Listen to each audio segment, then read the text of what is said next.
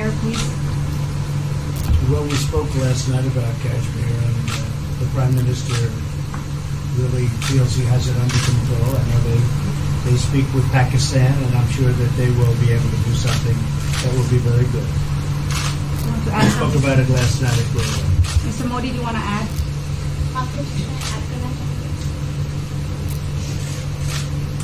भारत और पाकिस्तान के बीच कई बायलैटरल इश्यूज हैं और पाकिस्तान के प्रधानमंत्री के चुनाव के बाद जब मैंने उनको टेलीफोन किया था तब मैंने उनसे कहा है कि पाकिस्तान को भी गरीबी के खिलाफ लड़ना है, भारत को भी गरीबी के खिलाफ लड़ना है, पाकिस्तान को भी अशिक्षा के खिलाफ लड़ना है, भारत को भी अशिक्षा के खिलाफ लड़ना है, पाकिस्तान को भी बीमारी के खिलाफ लड़ना है, भारत को भी बीमारी के खिलाफ लड़ना है। हम दोनों देश मिलकर के गरीबी के खिलाफ लड़ें, हमारी असुविधाओं के खिलाफ लड़ें और हम मिलकर के दोनों देश की आवाम की भलाई के लिए काम करें। ये संदेश मैंने पाकिस्तान के प्रधानमंत्री जी को भी दिया है और राष्ट्रपति ट्रंप से भी हमेशा हमारे इस बायलैटरल संबंधों के संबंध में बात होती रहती है। Between India and Pakistan, there are many bilateral issues. And after Mr. Imran Khan became the Prime Minister of Pakistan, I called him up to congratulate him, and I told him that Pakistan needs to fight poverty, India too. Pakistan needs to fight illiteracy, India too. Pakistan needs to fight disease, India too. And so together, let us join our forces to fight poverty and all the ills that are facing our two countries. Let us work together for the welfare of the people of our two countries. And this is the message that I keep giving my counterpart in Pakistan. Along with President Trump, we also keep talking about the different bilateral issues between us. Mr. Modi, would you like to have President Trump be involved in negotiating between Pakistan and India?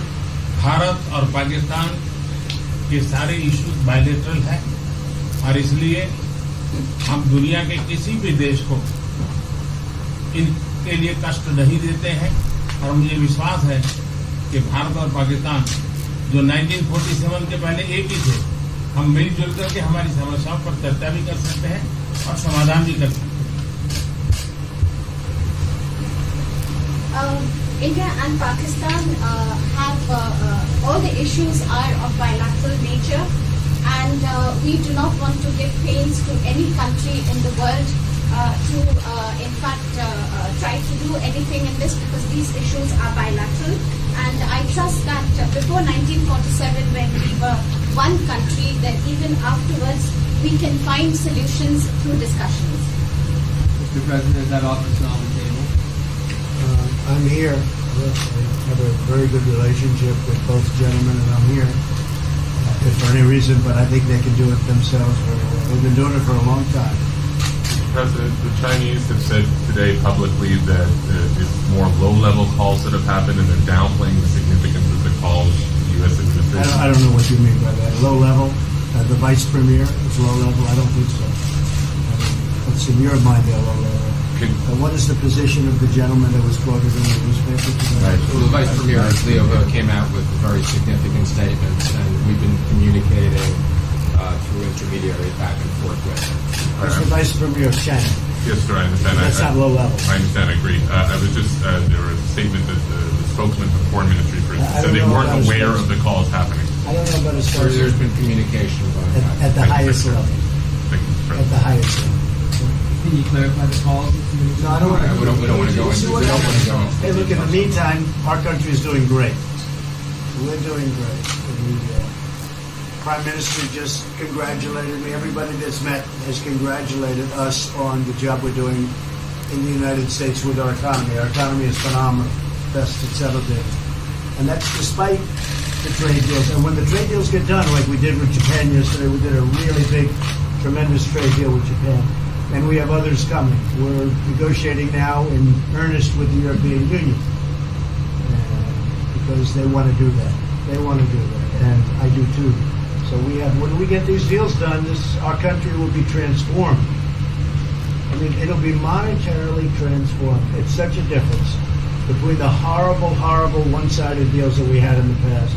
And frankly, past administrations should be ashamed of themselves for allowing that.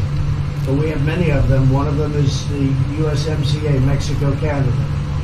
And hopefully that'll get voted on very quickly. Everybody wants it to happen, so hopefully we can make that a bipartisan bill. But we have many trade deals that are doing very well, and including China. And I think it was necessary to go through this, you would say a rough patch, but I'd say maybe much more than a rough patch. But that's okay, because we've been paid billions and billions of dollars.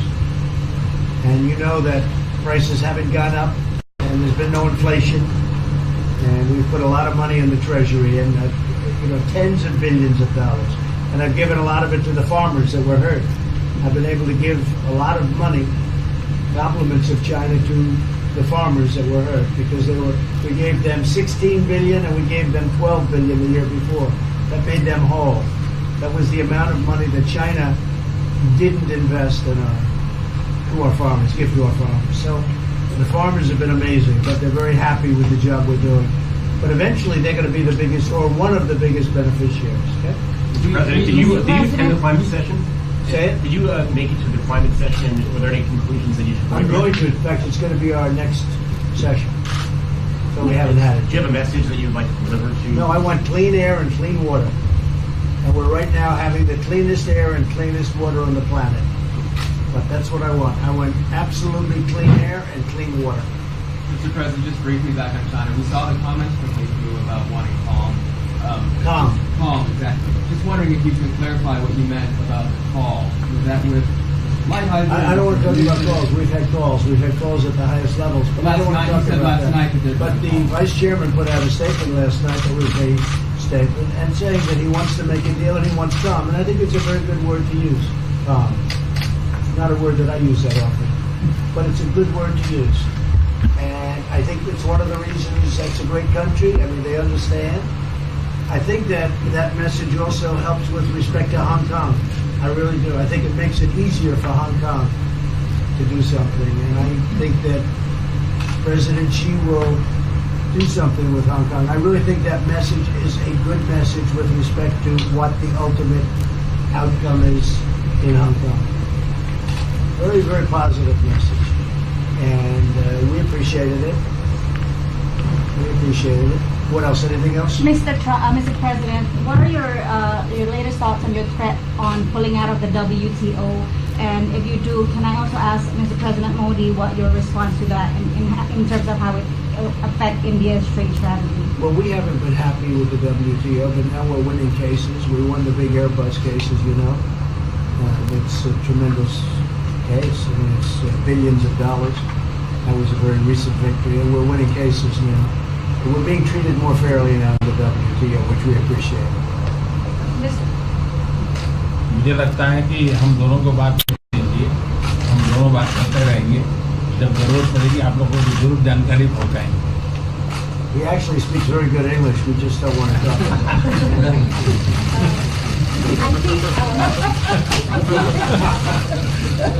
I feel that you should let us discuss these things, and when we feel need, we will communicate to you. Mr. President, Russia has just recently said they have no intention of asking to be readmitted to the G7.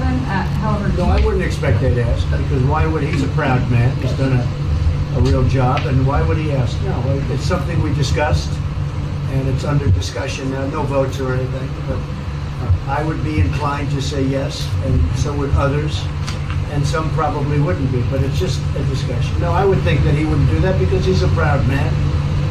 He wouldn't ask, but if something would happen, he would be asked, and I'm sure he would say yes to that. do you have any indication from them that they would accept? No, I think it was a very good discussion. It was the initial discussion, but it was a very good discussion. But I think it would be appropriate. I think it would be good for Russia.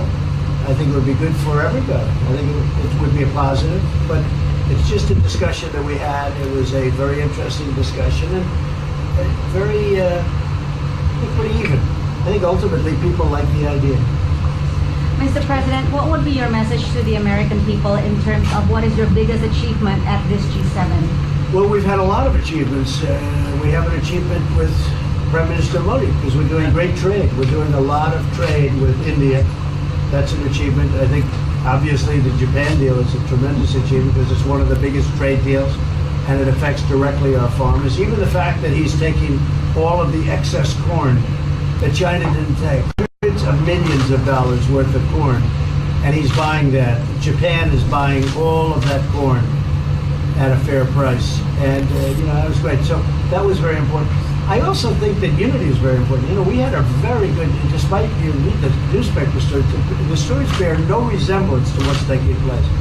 You saw me with Chancellor Merkel. You saw me with all of them. The relationship is great. We have 7 nations. In addition to that, we have other nations like India and others that came in. Australia came in, Scott. We have a lot of people came in. And I'll tell you that it's been total unity. What would be the area of most unity, There's been sir? no dissension. There's been no fights or arguments. There's been no anything. I mean, there's been great unity here. And honestly, the papers haven't reported how good it's been. So what would be your most common ground? Is it climate change? Is it gender equality? I think we have a lot of things, but I think really the unity, the fact that we're all getting along so well, I think is one of the big takes from this. We really have good relationships, and we're doing a lot about a lot. Okay? Just so we did our reporting right, I'm going to give it one more crack on China.